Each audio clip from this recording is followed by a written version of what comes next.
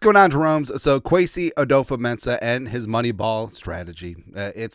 Sometimes it's maligned, but sometimes obviously it works, right? And of course, last year in free agency, he inked up probably the greatest free agent class in NFL history until this year.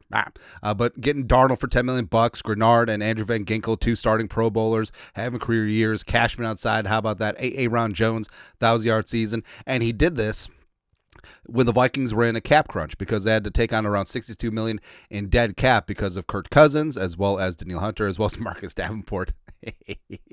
But this offseason, the Vikings, they cleared everything up. So they moved on from Kirk Cousins' contract, and also they declined to re-sign Slinging Sammy Darnold, a.k.a. America's quarterback. He headed out to Seattle. So the Vikings had all this cap space to play with, and after day one, everyone was crying. Before 9 p.m. on day one, they were just like, oh, didn't sign anybody. Oh, Isaiah Rodgers. Oh, Ryan Kelly. Blah, blah, blah, blah, blah, blah. But it's okay.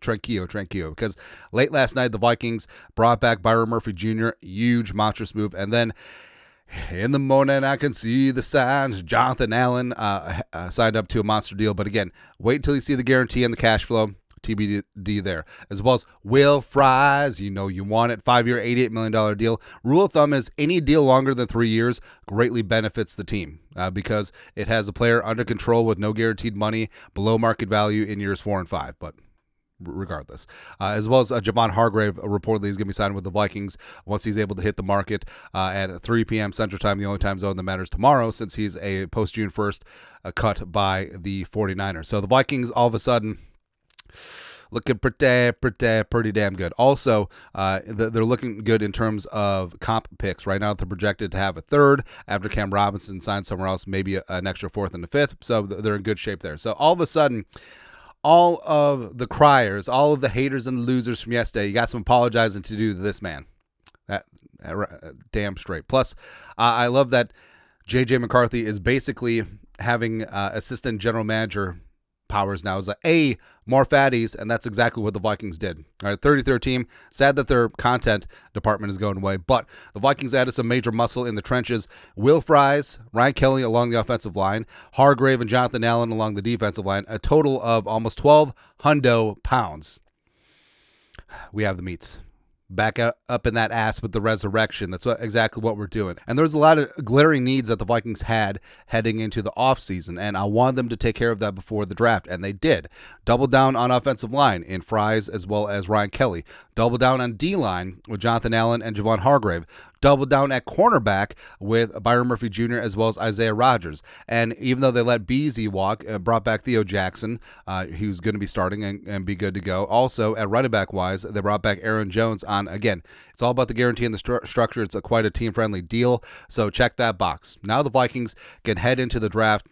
Pure BPA, best player available. They don't have to force a pick at a position because they left it open because of free agency, right? And Kwesi shored up a lot of things. So right now, left to right, your Vikings offensive line is going to be Darisaw, Blake Brandel, incumbent at left guard, Ryan Kelly at center, Will Fries at right guard, Brian O'Neill right tackle. Now, this doesn't preclude the Vikings from drafting a guard, notably Donovan Jackson, Tyler Booker, Gray Zabel high, because, the Vikings can do whatever the hell they want now. They can go pure BPA 24. They can trade down. They can move all around. Plus, could there be just a little trade market for Garrett Bradbury? Like, can they flip him to the Falcons, where apparently his former NC State offensive line coach is now in power with the Falcons? Plus, just following Kurt to Atlanta, it might make Kurt retire as opposed to just requesting a cut.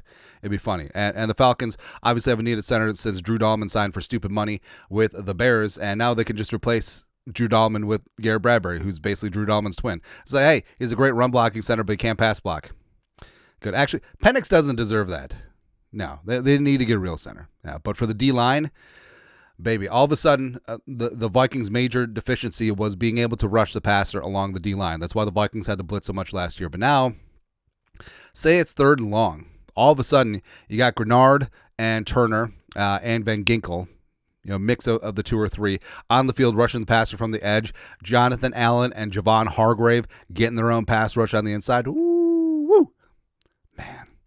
Man. All of a sudden, that's good to go. Plus, you do have the upside of Redmond, LDR, and Takitami as well. You're good to go there. Secondary, you got Murph, Isaiah Rogers, and then a mix of Blackman and Newton McLaughlin. Frankly, I'm a lot less concerned about that cornerback room like a lot of people were. So Murph coming on back, was it expensive? Sure, but also $22 million for Murph versus Carlton Davis getting 20 versus Travaris Ward getting 20. That's just the market.